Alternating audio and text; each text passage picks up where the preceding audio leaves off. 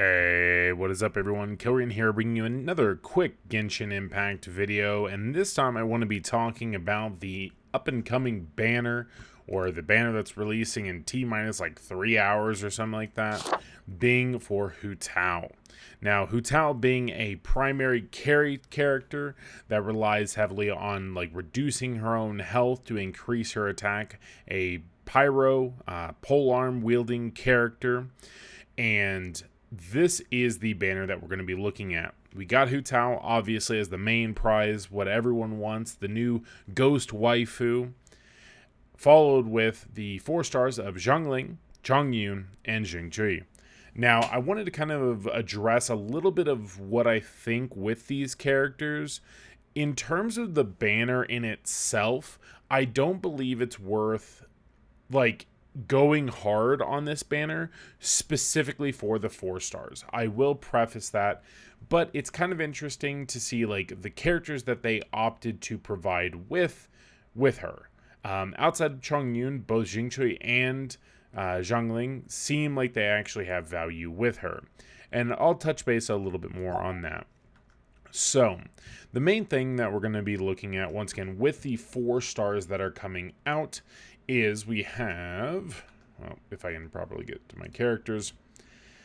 First one we'll talk about is Xiangling. Now, Xiangling is a good fire support, arguably better than Bennett for if you're going to be running Hu Tao as your primary carry.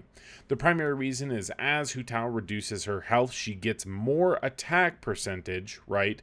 Whether you rolled for the Staff of Homeless or just by her passive, which gives her 33% more pyro damage when she is under 50% health. So, the reason why Xiangling is good in this situation is specifically her constellations. Now, you do need constellations for Xiangling for her to actually be useful with Hu Tao, right? First primary one is her C1, which is very, very easy to get, especially if you're pulling on the banner. You'll probably end up with this since we get Xiangling guaranteed. But anytime Gyoba, which is Xiangling's E, hits a enemy, they have their pyro resistance reduced by 15% for 6 seconds. Pretty huge, just a 15% damage increase, essentially, for Hu Tao on the target that you are focusing on. Next up, her C4 is Pyro NATO, duration increased by 40%. When you have 2 pyro characters like Xiangling and Hu Tao on the same team, you're going to be getting a ton of like elemental energy or pyro energy. So you can pretty actively have this ultimate up. And then on top of that, while Pyro NATO is active, which is Xiangling's Q, your entire team does 15% more pyro damage, which essentially everything that Hu Tao does is pyro damage. Not only that, but if you do opt to actually get Xiangling scaled up in the long run, her, let's see, this one here, once you get her, I believe, level 60 plus, after Gyoba ends, which is her E, there's a Pepper on the Ground, which is an additional 10% attack. Now, attack percentage isn't super crazy good for Hu Tao because she has a very low base attack, but basically all of her damage, or a majority of her damage, comes specifically from Pyro and the attack increase she gets for the max HP percentage that she has. And I do plan on definitely getting Hu Tao. It is a character that I am very, very excited to get, and I went kind of above and beyond to prep for her, going so far as to pull on this accursed banner to get Staff of Homa. But other character that we have is going to be Xingqiu. Now, Xingqiu is actually amazing, basically, for Hu Tao. Couple of reasons. One, it allows you to proc Vaporize. Now, Vaporize is basically the meta right now. Vaporize, the elemental mastery between fire and water. And whenever you are using his, ultimate, and it constantly triggers the hydro damage from the rain swords, right? You're essentially going to be doubling her damage in this window. So it is absolutely massive. Not only that, because you want to keep her technically lower health, like you want to keep her lower health, you want to prioritize not healing her. That's why I said Bennett wasn't super good. You want to more so focus on reducing damage taken, like with Xingqiu's E, which makes it to where you get 24% damage reduction while you have the shields up. So put, Sacrificial Sword on him and you're good to go essentially with it. But you're reducing the damage she takes. You're applying the Hydro effect to allow for Vaporize, which is just insane damage.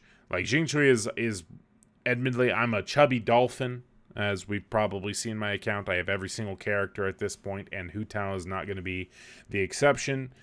And so I plan on building him probably for Hu Tao right after I pull her, essentially. Lastly, we have Chongyun. Now, Chongyun's a little bit...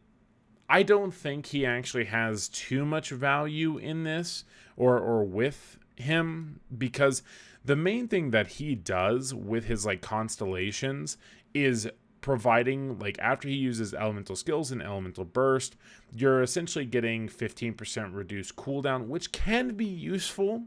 It can be useful, making a higher uptime for Hu Tao's E to be active.